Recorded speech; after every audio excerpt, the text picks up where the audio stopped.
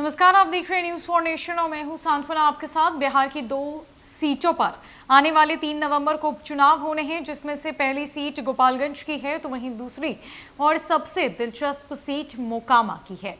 प्रत्याशियों का ऐलान हो चुका है। बीजेपी और आरजेडी की तरफ से चुनावी घमासान शुरू हो चुका है। 2 बाहुबलियों के बीच जहां मोकामा में लड़ाई है तो वहीं बीजेपी ने गोपालगंज से पूर्व विधायक स्वर्गीय सुभाष सिंह की पत्नी कुसुम देवी को मैदान में उतार दिया है, तो वहीं आरजेडी ने मोहन प्रसाद गुप्ता को टिकट दिया है। ऐसे में लोक जनशक्ति पार्टी रामविलास के राष्ट्रीय अध्यक्ष और जमुई सांसद चिराग पासवान ने बीते दिनों इस बात का ऐलान किया था कि वो भी ये उपचुनाव लड़ेंगे और अपने प्रत्याशियों को अपनी पार्टी की तरफ से मैदान में उतारेंगे। लेकिन अब स्थिति बिल्कुल भी विपरीत होती हुई नजर आ रही है। चिराग पासवान की एंट्री एनडीए में हो सकती है, जिससे महागठबंधन की मुश्किलें बढ़ सकती है।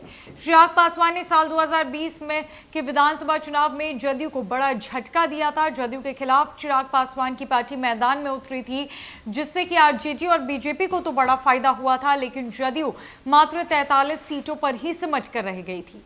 तो वहीं अब चिराग पासवान ने अपने प्रत्याशियों को मैदान में नहीं उतारने का फैसला ले लिया है, यानी कि उनकी पार्टी इस बार के उपचुनाव में चुनावी मैदान में नहीं होगी।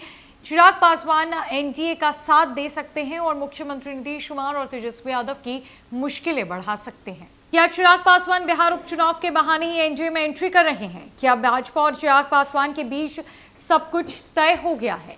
चिराग पासवान की पार्टी लोक जनशक्ति पार्टी रामविलास ने गोपालगंज और मोकामा उपचुनाव में प्रत्याशी नहीं उतारने का निर्णय लिया है। बताते चले कि पार्टी के प्रदेश अध्यक्ष राजू तिवारी ने मीडिया कर्मियों को बताया कि 2 दिनों के भीतर बड़ा फैसला होने वाला है। इसके बाद सब कुछ स्पष्ट हो जाएगा कि चिराग पासवान भाजपा के हनुमान बनने वाले हैं। इस सवाल पर उन्होंने कहा कि बहुत जल्द सभी सवालों का जवाब मिल जाएगा। वहीं पॉलिटिकल एक्सपर्ट की माने तो अगर चिराग दोनों जगह बीजेपी प्रत्याशियों के पक्ष में प्रचार कर देते हैं तो जीत हार का समीकरण बदल सकता है। बहरहाल मोकामा और गोपालगंज दोनों जगह पिछड़ा वर्ग के वोटर्स अहम भूमिका निभा सकते हैं। इसी बीच चिराग पासवान की अच्छी पकड़ मानी जाती है। मोकामा की बात करें तो यहां भूमियार के बाद कुर्मी, यादव और पासवान वोटरों की तादाद सबसे ज्यादा है। मोकामा विधानसभा क्षेत्र में मतदाताओं की कुल संख्या 2.81 लाख है। इनमें लगभग 52,000 से ज्यादा दलित वोटर्स हैं। इसके अलावा इस सीट पर राजपूत और रविदास जातियों के भी वोटर हैं। आपको बताते चले कि गोपालगंज में महागठबंधन की तरफ से इस बार नई रणनीति के तहत वैश्य वर्ग से उम्मीदवार को मैदान में उतारा गया है। वहीं चर्चा है कि महागठबंधन की तरफ से अगला आगड़ा बाहुल क्षेत्र पर पिछड़ा पर दाव खेला गया है, लेकिन महागठबंधन के इस समीकरण को चिराग बिगाड़ सकते हैं। यहाँ लगभग 50,000 से ज्यादा वोटर्स पिछड़ा वर्ग से आते हैं। अगर चिराग इसमें सेंधमारी कर देते हैं तो यहाँ महागठबंधन की राह मुश्किल हो सकती है। गौरतलब है कि चिराग पासवान की तरफ से कैंडिडेट नहीं उतारने के सवाल पर आरजेडी और बीजेपी फिलहाल कुछ भी खुलकर बोलने से बच रही है। आरजेडी के प्रवक्ता शक्ति यादव ने बातचीत के दौरान कहा कि उनका मसला है, लेकिन अपना लाइन और लेंथ अब पहले क्लियर कर चुके हैं कि वो इस चुनाव में किसकी मदद कर रहे हैं। वहीं बीजेपी ओबीसी मोर्चा के राष्ट्रीय महामंत्री और प्रवक्ता निखिल आनंद ने कहा कि चुनाव नहीं लड़ना उनकी अपनी रणनीति का हिस्सा है। लोजपा के पार्टी प्रवक्ता का कहना है कि चिराग पासवान ने जिन शर्तों को भाजपा के सामने रखा था वो आज भी कायम है। 95% बातों को भाजपा की ओर से मान लिया गया है। सिर्फ 5% ही बाकी है। पेच सिर्फ एनडीए गठबंधन में शामिल और केंद्रीय मंत्री चाचा पशुपति कुमार पारस को लेकर फंसा है। उन्हें इस गठबंधन से बाहर का रास्ता दिखाना ही होगा, क्योंकि उन्होंने न सिर्फ लोजपा को तोड़ा बल्कि परिवार का भी बंटवारा कर दिया।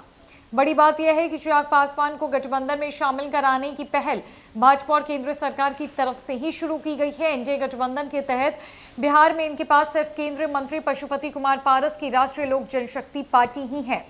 विधान परिषद चुनाव के दरमियान मुकेश सहनी की पार्टी वीआईपी पहले ही एनडीए से अलग हो गई है। अब जदयू इस गठबंधन से बाहर हो गई है। इनके साथ ही हिंदुस्तान आवाम मोर्चा भी महागठबंधन में शामिल हो गई है। बिहार में दलित महादलित का कुल 16% वोट बैंक है। इनमें भी 6% वोट बैंक चिराग पासवान के साथ है। जानकार मानते हैं कि इसी वजह से भाजपा चिराग को अपने साथ में रखना चाहती है। बिहार में होने वाला उपचुनाव बेहद ही दिलचस्प होता जा रहा है। जहां एक तरफ चुनावी मैदान में घमासान मचा हुआ है, तो वहीं चिराग पासवान इस उपचुनाव में सेंधमारी कर आरजेडी की मुश्किलें बढ़ा सकते हैं। चिराग पासवान एनडीए का साथ दे सकते हैं, उनकी एनडीए में एंट्री कभी भी हो सकती है और आने वाले 2 दिनों में चिराग पासवान और उनकी पार्टी की तरफ से बड़ा फैसला लिया जाएगा, जिसके बाद सारी स्थिति और सारी बातें स्पष्ट हो जाएगी। अब देखना यह है कि क्या चिराग पासवान इस उपचुनाव में सेंधमारी कर बिहार की महागठबंधन की सरकार को बड़ा झटका देते हुए भाजपा को फायदा दिलवाते हैं या वो इस उपचुनाव से पूरी तरीके से दूरी बनाकर रखते हैं, क्योंकि उन्होंने जो शर्तें बीजेपी के सामने रखी है उन शर्तों के मुताबिक ही वो अपना काम करेंगे। फिलहाल के लिए इस अपडेट में इतना ही। नमस्कार।